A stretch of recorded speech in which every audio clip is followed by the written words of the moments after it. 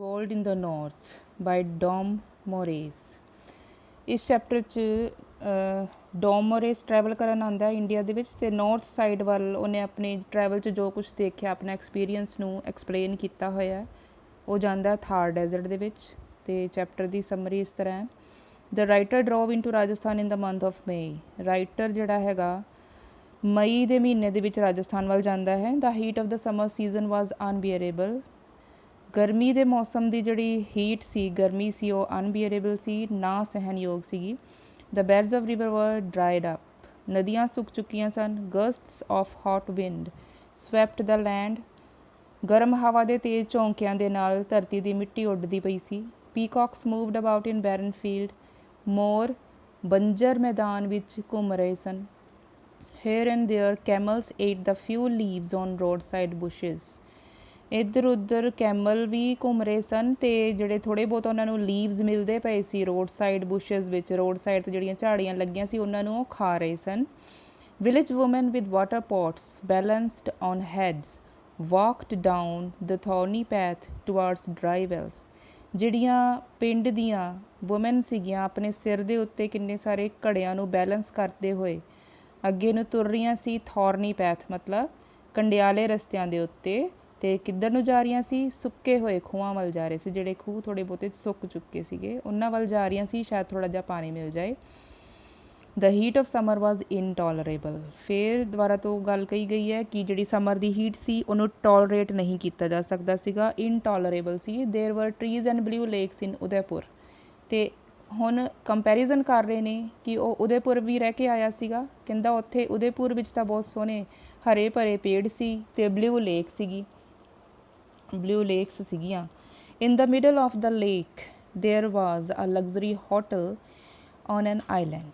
तो कहता उत्थे एक आइलैंड के उत्ते एक बड़ा आलीशान लग्जरी होटल यानी आलीशान होटल बनया होया सीगा। It was a pleasant spot. बहुत ही वधिया जगह सी ये। Small parakeets whistled and dipped down to drink. उत्थे छोटे छोटे पैराकीट्स यानी तोतियां दी एक प्रजाति हुंदी है, ओह ਉਹਨਾਂ ਦੀਆਂ ਆਵਾਜ਼ਾਂ ਆਉਂਦੀਆਂ ਸੀ ਤੇ ਉਹ ਨੀਚੇ ਨੂੰ ਡਿਪ ਕਰਦੇ ਸੀਗੇ, ਉੱਡ ਕੇ ਥੱਲੇ ਨੂੰ ਜਾਂਦੇ ਸੀਗੇ, ਲੇਕ ਵਿੱਚੋਂ ਪਾਣੀ ਪੀਂਦੇ ਸੀ। The country around Udaipur is dry. ਲੇਕਿਨ ਜਿਹੜੀ ਉਦੈਪੁਰ ਦੇ ਆਸੇ-ਪਾਸੇ ਜਿਹੜੀ ਕੰਟਰੀ ਆ ਉਹ ਡਰਾਈ ਆ, ਸੁੱਕੀ ਪਈ ਆ, ਉਹ ਉੱਥੇ ਹਰਿਆਲੀ ਨਹੀਂ ਹੈਗੀ। To the north of it there is no water at all in the Thar desert. ਤੇ ਉਦੈਪੁਰ ਦੇ ਨਾਰਥ ਸਾਈਡ ਤੇ ਜਿਹਦੇ ਬਾਰੇ ਉਹਨੇ ਹੁਣ ਸਪੈਸ਼ਲ ਚੈਪਟਰ ਲਿਖਿਆ ਗੋਲਡ ਇਨ ਦ ਨਾਰਥ। ਨੌਰਥ ਸਾਈਡ ਦੇ ਉੱਤੇ ਬਿਲਕੁਲ ਵੀ ਪਾਣੀ ਨਹੀਂ ਹੈਗਾ ਥਾਰ ਡੈਜ਼ਰਟ ਦੇ ਵਿੱਚ। The author drove towards Jodhpur. Author Jodhpur ਵੱਲ ਜਾਂਦਾ ਹੈ। He came across scraggy herds of cattle and livestock. Livestock ਹੁੰਦੇ ਪਸ਼ੂ। ਤੇ ਉੱਥੇ ਉਹਨੇ ਕੀ ਦੇਖਿਆ ਰਸਤੇ 'ਚ ਜਾਂਦੇ ਹੋਏ ਉਹਨੂੰ ਸਕ੍ਰੈਗੀ ਯਾਨੀ ਬੋਨੀ, ਇੱਥੇ ਮੀਨਿੰਗ ਲਿਖਿਆ ਹੋਇਆ, ਤੁਸੀਂ ਵੀ ਆਪਣੀ ਕਾਪੀ 'ਚ ਨੋਟ ਕਰ ਲਿਆ ਕਰੋ ਜਿਹੜੇ ਵੀ ਮੀਨਿੰਗ ਮੈਂ ਬੋਲ ਕੇ ਦੱਸਦੀ ਹਾਂ ਜਾਂ ਤੁਹਾਨੂੰ ਲਿਖਿਆ ਹੋਇਆ ਕੁਛ ਦਿਖਦਾ ਤਾਂ। ਸਕ੍ਰੈਗੀ ਯਾਨੀ ਬੋਨੀ ਮਤਲਬ ਹੱਡੀਆਂ ਨਿਕਲੀਆਂ ਹੋਈਆਂ ਸੀ ਉਹਨਾਂ ਦੀਆਂ, ਪੂਰੇ ਸਿਹਤਮੰਦ ਨਹੀਂ ਸੀਗੇ। ਤੇ ਹਰਡ ਹੁੰਦਾ ਗਰੁੱਪ ਜਾਂ ਝੁੰਡ, ਕਿੰਨਾ ਦੇ? ਕੈਟਲ ਐਂਡ ਲਾਈਵ ਸਟਾਕ, ਜਿਹੜੇ ਘਰੇਲੂ ਪਾਲਤੂ ਪਸ਼ੂ ਹੁੰਦੇ ਨੇ ਉਹਨਾਂ ਦੇ ਬੋਨੀ ਪਸ਼ੂਆਂ ਦੇ ਜਿਨ੍ਹਾਂ ਦੀ ਹੱਡੀਆਂ ਨਿਕਲੀਆਂ ਉਹਨਾਂ ਦੇ ਝੁੰਡ ਨੂੰ ਬਹੁਤ ਸਾਰੇ ਦੇਖਣ ਨੂੰ ਮਿਲੇ ਰਸਤੇ 'ਚ ਜਾਂਦਿਆਂ ਹੋਇਆਂ। ਟ੍ਰੇਨਸ ਆਫ ਕੈਮਲ, ਹੁਣ ਜਦੋਂ ਕੈਮਲ ਇਕੱਠੇ ਹੋ ਕੇ ਜਾ ਰਹੇ ਹੁੰਦੇ ਨਾ ਉਹ ਟ੍ਰੇਨ ਬਣਾ ਕੇ ਜਾਂਦੇ ਆ, ਇੱਕ ਮਤਲਬ ਲਾਈਨ ਵਾਈਜ਼ ਤੁਰਦੇ ਪਏ ਹੁੰਦੇ ਆ ਤੇ ਕੈਮਲ ਦੇ ਝੁੰਡ ਨੂੰ ਕਿਹਾ ਜਾਂਦਾ ਹੈ ਟ੍ਰੇਨ। ਠੀਕ ਹੈ, ਹਰੇਕ ਵਰਡ ਦੇ ਕਈ ਸਾਰੇ ਮਤਲਬ ਨਿਕਲਦੇ ਆ, ਸਿਰਫ ਇੱਕੋ ਹੀ ਮਤਲਬ ਨਹੀਂ ਹੁੰਦਾ। ਟ੍ਰੇਨਸ ਆਫ ਕੈਮਲਸ ਵਰ ਟੇਕਨ ਅਲੋਂਗ ਦ ਬਰਨਿੰਗ ਰੋਡਸ। ਸੜਦੀਆਂ ਹੋਈਆਂ ਸੜਕਾਂ ਦੇ ਉੱਤੇ ਕੈਮਲਸ ਨੂੰ ਲਿਜਾਇਆ ਜਾ ਰਿਹਾ ਸੀ ਬਾਏ ਹਾਰਡੀ ਮੈਨ। ਹਾਰਡੀ ਹੁੰਦਾ ਸਟਰੋਂਗ ਮੈਨ, ਮਤਲਬ ਜਿਨ੍ਹਾਂ ਨੂੰ ਆਪਾਂ ਚੀੜੇ ਕਹਿ ਸਕਦੇ ਹਾਂ, ਵੀ ਬਹੁਤ ਸਾਰਾ ਕੰਮ ਕਰ ਸਕਦੇ ਆ, ਉਹ ਕਿਸੇ ਤਰ੍ਹਾਂ ਦਾ ਵੀ ਕੰਮ ਕਰਨ ਦੇ ਕਾਬਿਲ ਹੁੰਦੇ ਆ। After these came the carts. ਇਸ ਤੋਂ ਬਾਅਦ ਗੱਡੇ ਆਉਂਦੇ ਨੇ। With a few household possessions women and children, ਜਿਨ੍ਹਾਂ 'ਤੇ ਕੁਝ ਹਾਊਸ ਹੋਲਡ ਪੋਜੈਸ਼ਨਸ ਰੱਖੇ ਹੋਏ ਸੀ, ਮਤਲਬ ਘਰ 'ਚ ਯੂਜ਼ ਕੀਤੀਆਂ ਜਾਣ ਵਾਲੀਆਂ ਚੀਜ਼ਾਂ।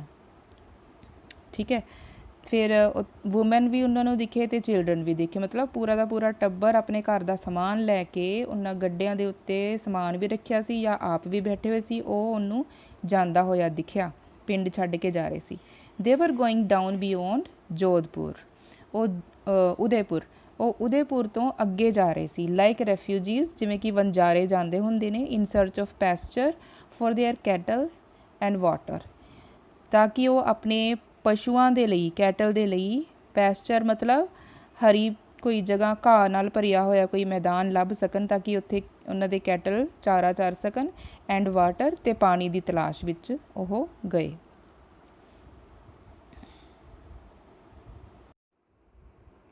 Around the fort of Jodhpur on the hill has sprung up a new city.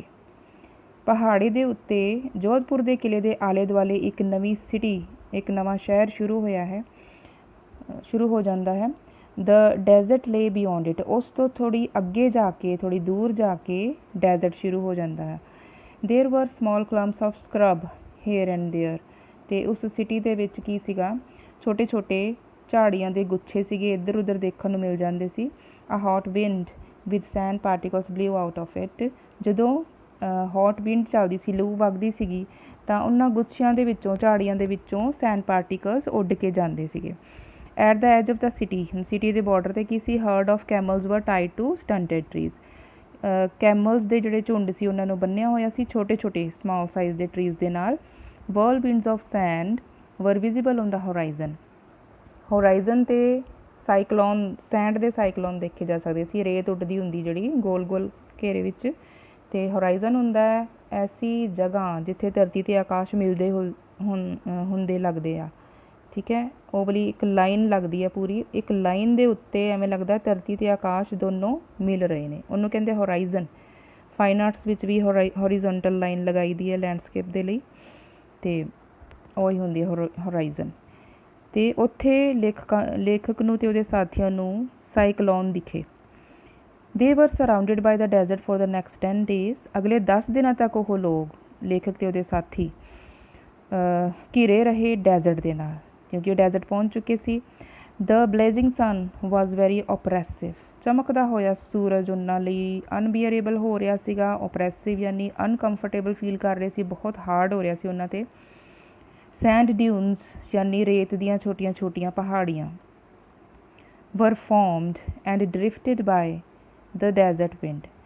ਜਿਹੜੀ ਰੇਗਿਸਤਾਨ ਦੇ ਵਿੱਚ ਹਵਾ ਚੱਲਦੀ ਸੀ ਉਹਦੇ ਨਾਲ ਉਹ ਰੇਤ ਦੀਆਂ ਛੋਟੀਆਂ ਛੋਟੀਆਂ ਪਹਾੜੀਆਂ ਨਵੀਆਂ ਬਣਦੀਆਂ ਪਈਆਂ ਸੀ। ਕਿਵੇਂ, ਇੱਕ ਜਗ੍ਹਾ ਤੋਂ ਉਹੀ ਰੇਤ ਉੱਡ ਕੇ ਦੂਸਰੀ ਜਗ੍ਹਾ 'ਤੇ ਫਿਰ ਪਹਾੜੀ ਬਣਾ ਦਿੰਦੀ ਸੀਗੀ ਰੇਤ ਦੀ, ਤਾਂ ਉਹ ਇੱਦਾਂ ਡਰਿਫਟ ਕਰ ਰਹੀਆਂ ਸੀ, ਇੱਕ ਜਗ੍ਹਾ ਤੋਂ ਦੂਜੀ ਜਗ੍ਹਾ 'ਤੇ ਸ਼ਿਫਟ ਕਰਦੀਆਂ ਪਈਆਂ ਸੀ।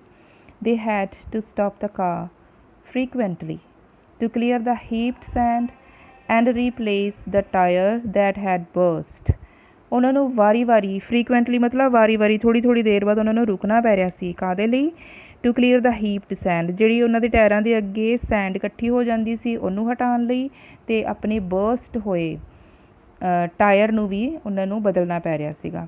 Sometimes they passed by herd of livestock moving south. ਕਈ ਵਾਰੀ ਉਹਨਾਂ ਦੇ ਕੋਲੋਂ ਇਹੋ ਜਿਹੇ ਜਾਨਵਰਾਂ ਦੇ ਝੁੰਡ ਵੀ ਲੱਗੇ ਜਿਨ੍ਹਾਂ ਨੂੰ ਕਿ ਸਾਊਥ ਵੱਲ ਲਿਜਾਇਆ ਜਾ ਰਿਹਾ ਸੀਗਾ, ਕਿਉਂਕਿ ਉਹ ਪਿੰਡ ਛੱਡ ਕੇ ਜਾ ਰਹੇ ਸੀਗੇ। There were small abandoned villages under thorn trees in pools of shadow or near the distant railway lines. ਉੱਥੇ ਕਈ ਇਹੋ ਜਿਹੇ ਵਿਲੇਜਸ ਸੀਗੇ, ਕਿੰਨੇ ਸਾਰੇ ਪਿੰਡ ਸੀ ਜਿਨ੍ਹਾਂ ਨੂੰ ਕਿ ਲੋਕ ਛੱਡ ਕੇ ਜਾ ਰਹੇ ਸੀ, ਅਬੈਂਡਨ ਕਰ ਰਹੇ ਸੀ ਯਾਨੀ ਰਿਜੈਕਟ ਕਰ ਰਹੇ ਸੀਗੇ। ਅਤੇ ਥੌਰਨ ਟਰੀਜ਼ ਸੀਗੇ, ਕੰਡਿਆਲੇ ਟਰੀਜ਼ ਸੀਗੇ, ਇਨ ਪੂਲਸ ਆਫ ਸ਼ੈਡੋ, ਅਤੇ ਸ਼ੈਡੋ ਦੇ ਅੰਡਰ ਟਰੀ ਉੱਗੇ ਹੋਏ ਸੀਗੇ। ਅਤੇ ਉਹ ਸ਼ੈਡੋ ਕਿੱਥੇ ਮਿਲਦੀ ਸੀਗੀ? ਇਨ near the distant railway line, ਜਿਹੜੀ ਥੋੜ੍ਹੀ ਦੂਰ 'ਤੇ ਰੇਲਵੇ ਲਾਈਨ ਬਣੀ ਹੋਈ ਸੀ ਨਾ, ਉੱਥੇ ਥੋੜ੍ਹੀ ਬਹੁਤ ਸ਼ੈਡੋ ਸੀਗੀ, ਅਤੇ ਉੱਥੇ ਇਹ ਮਰੀਅਲ ਜਿਹੇ ਟਰੀ ਛੋਟੇ ਛੋਟੇ ਜਿਹੇ ਉੱਗੇ ਹੋਏ ਸੀਗੇ। ਦੇ ਵਰ ਆਈਸੋਲੇਟਿਡ, ਅਤੇ ਉਹਨਾਂ ਦੇ ਨੇੜੇ ਕੋਈ ਨਹੀਂ ਜਾ ਰਿਹਾ ਸੀ, ਕੋਈ ਹੈ ਨਹੀਂ ਸੀ, ਕਿਉਂਕਿ ਸਾਰੇ ਵਿਲੇਜਸ ਨੂੰ ਛੱਡ ਕੇ ਜਾ ਰਹੇ ਸੀ ਬਹੁਤ ਜ਼ਿਆਦਾ ਗਰਮੀ ਦੇ ਕਰਕੇ। ਅਤੇ ਆਈਸੋਲੇਸ਼ਨ ਦਾ ਮਤਲਬ ਤੁਸੀਂ ਅੱਜ ਕੱਲ੍ਹ ਦੇ ਮਾਹੌਲ ਦੇ ਅਕੋਰਡਿੰਗ ਸਮਝਦੇ ਹੀ ਹੋ, ਠੀਕ ਹੈ, ਜਿਨ੍ਹਾਂ ਨੂੰ ਇਕੱਲੇ ਛੱਡ ਦਿੱਤਾ ਜਾਂਦਾ। ਅ ਫਿਊ ਸਟਿਲ ਕੰਟੇਨਡ ਲਾਈਫ, ਕੁਛ ਟਰੀਜ਼ ਵਿੱਚ ਹਜੇ ਵੀ ਥੋੜ੍ਹੀ ਜਿਹੀ ਲਾਈਫ ਸ਼ੇਸ਼ ਬਚੀ ਹੋਈ ਸੀ। ਈਚ ਹੈਡ ਮਡ ਟੈਂਕਸ, ਹੁਣ ਈਚ ਕੀ ਹੈ? ਇਹਦੇ ਵਿੱਚ ਵਿਲੇਜਸ ਜਿਹਦੀ ਗੱਲ ਕੀਤੀ ਜਾ ਰਹੀ ਆ, ਠੀਕ ਹੈ, ਪਿੰਡਾਂ ਨੂੰ ਛੱਡ ਕੇ ਲੋਕ ਜਾ ਰਹੇ ਸੀ, ਅਤੇ ਲੇਕਿਨ ਹਰੇਕ ਪਿੰਡ ਵਿੱਚ ਮਡ ਟੈਂਕਸ ਸੀਗੇ। ਮਡ ਟੈਂਕਸ ਹੁੰਦੇ ਬਹੁਤ ਵੱਡੇ ਵੱਡੇ ਟੈਂਕਸ ਜਿਨ੍ਹਾਂ ਦੇ ਵਿੱਚ ਰੇਨ ਵਾਟਰ ਨੂੰ ਕਲੈਕਟ ਕੀਤਾ ਜਾਂਦਾ ਹੈ। Mud tanks and wells for the collection of rain water to grow crops and feed cattles, ਜਾਨਵਰਾਂ ਨੂੰ ਪਾਲਣ ਲਈ ਅਤੇ ਫਸਲਾਂ ਉਗਾਉਣ ਲਈ ਰੇਨ ਦਾ ਪਾਣੀ ਇਹਨਾਂ ਵਿੱਚ ਵੈਲਸ ਦੇ ਵਿੱਚ ਅਤੇ ਮਡ ਟੈਂਕਸ 'ਚ ਇਕੱਠਾ ਕੀਤਾ ਜਾਂਦਾ ਸੀ। The people who stayed behind were discouraged and defeated by the sun। ਜਿਹੜੇ ਥੋੜ੍ਹੇ ਬਹੁਤ ਲੋਕ ਉਹਨਾਂ ਪਿੰਡਾਂ ਦੇ ਵਿੱਚ ਪਿੱਛੇ ਰਹਿ ਗਏ ਸੀ, ਉਹ ਵੀ ਸਨ ਦੀ ਗਰਮੀ ਦੇ ਨਾਲ, ਸੂਰਜ ਦੀ ਗਰਮੀ ਨਾਲ ਬਹੁਤ ਡਿਸਕਰੇਜਡ ਹੋਏ ਪਏ ਸੀ, ਹਾਰੇ ਪਏ ਸੀ। ਡਿਫੀਟਿਡ ਯਾਨੀ ਹਾਰੇ ਹੋਏ ਸੀ, ਬੱਸ ਹੋਈ ਪਈ ਸੀ ਉਹਨਾਂ ਦਾ ਰਹਿਣਾ ਔਖਾ ਹੋ ਰਿਹਾ ਸੀ ਉੱਥੇ। They were like the survivor of a shipwreck. ਉਹ ਇੱਦਾਂ ਲੱਗ ਰਹੇ ਸੀ ਜਿਵੇਂ ਕਿਸੇ ਐਕਸੀਡੈਂਟ ਹੋਇਆ ਹੁੰਦਾ ਕਿਸੇ ਬਹੁਤ ਵੱਡੀ ਸ਼ਿਪ ਦਾ, ਅਤੇ ਉਹਦੇ ਖੰਡਰ ਦੇ ਵਿੱਚੋਂ ਕੁਛ ਲੋਕ ਜਿੰਦਾ ਬਚ ਗਏ ਹੋਣ, ਇੱਦਾਂ ਦੀ ਉਹਨਾਂ ਦੀ ਹਾਲਤ ਹੋਈ ਪਈ ਸੀ।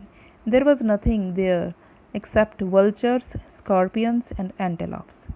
ਉੱਥੇ ਇਹਨਾਂ ਵਲਚਰ ਮਤਲਬ ਜਿਹੜੇ ਗਿੱਧ ਹੁੰਦੇ ਨੇ ਮਾਸ ਖਾਣ ਵਾਲੇ, ਉਹ ਅਤੇ ਬਿੱਛੂ ਅਤੇ 4 ਸਿੰਗਾਂ ਵਾਲੇ ਹਿਰਨ ਹੁੰਦੇ ਨੇ ਐਂਟੇਲੋਪਸ, ਉਹਨਾਂ ਤੋਂ ਸਿਵਾ ਉੱਥੇ ਕੋਈ ਨਹੀਂ ਦਿਖ ਰਿਹਾ ਸੀ ਪਿੰਡਾਂ ਵਿੱਚ। Even Jaisalmer with its temples, tombs and forts was enclosed by endless waves of sand. ਇੱਥੋਂ ਤੱਕ ਕਿ ਜੈਸਲਮੇਰ ਜਿਹੜਾ ਸੀਗਾ, ਉਹਦੇ ਫੋਰਟ ਹੁੰਦਾ, ਕਿਲ੍ਹਾ, ਟੋਮਸ ਮਕਬਰੇ ਅਤੇ ਟੈਂਪਲਸ ਯਾਨੀ ਮੰਦਿਰ, ਉਹਨਾਂ ਦੇ ਆਸੇ ਪਾਸੇ ਵੀ ਐਂਡਲੈਸ ਵੇਵਸ ਆਫ ਸੈਂਡਸ ਦੇਖੀਆਂ ਜਾ ਸਕਦੀਆਂ ਸੀ। In one of the dunes the author saw a heap of dry bones with a lonely vulture sitting upon them. ਇੱਕ ਡਿਊਨ ਦੇ ਉੱਤੇ, ਡਿਊਨ ਤੁਹਾਨੂੰ ਪਹਿਲਾਂ ਦੱਸਿਆ ਸੈਂਡ ਦੀ ਛੋਟੀ ਜਿਹੀ ਪਹਾੜੀ, ਉੱਥੇ ਉਹਨੇ ਕੀ ਦੇਖਿਆ ਆਥਰ ਨੇ? ਅ ਹੀਪ ਆਫ ਡਰਾਈ ਬੋਨਸ, ਸੁੱਕੀਆਂ ਹੋਈਆਂ ਹੱਡੀਆਂ ਦਾ ਇੱਕ ਢੇਰ ਲੱਗਿਆ ਹੋਇਆ ਸੀਗਾ, ਜਿਹਦੇ ਉੱਤੇ ਇੱਕ ਇਕੱਲੀ ਵਲਚਰ, ਇੱਕ ਇਕੱਲਾ ਗਿੱਧ ਬੈਠਿਆ ਹੋਇਆ ਸੀਗਾ, ਸਿਟਿੰਗ ਅਪੋਨ ਦੈਮ। ਠੀਕ ਹੈ। ਐਟ ਹੀਜ਼ ਅਪਰੋਚ, ਲੇਖਕ ਦੇ ਪਹੁੰਚਣ 'ਤੇ it spread it's huge wings and flu ਅਵੇ।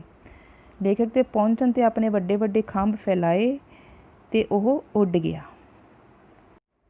It is said that once this sandy place was covered by the C.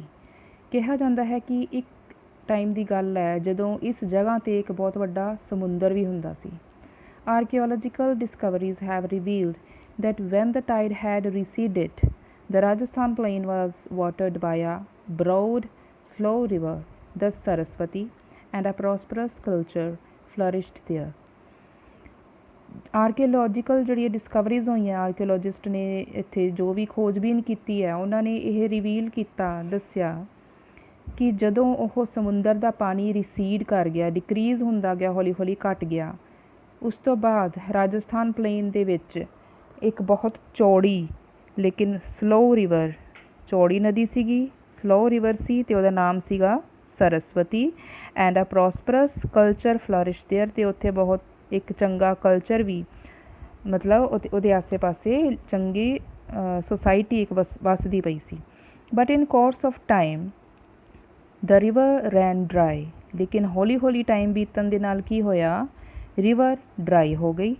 And the plain was changed into a desert, ਅਤੇ ਉਹ ਜਿਹੜੀ plain ਜਗ੍ਹਾ ਸੀਗੀ ਉਹ ਸਾਰੀ ਡੈਜ਼ਰਟ ਬਣ ਗਈ।